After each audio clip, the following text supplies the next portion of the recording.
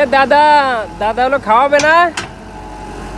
কাজ শুরু করলে টাকা পয়সা নিয়েছো?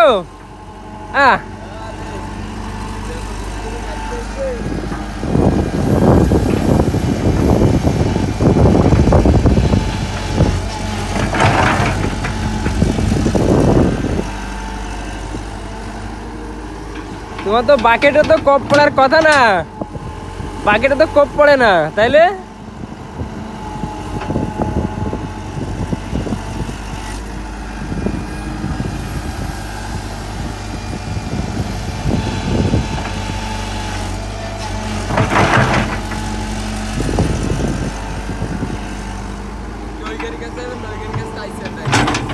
যাবো এবার।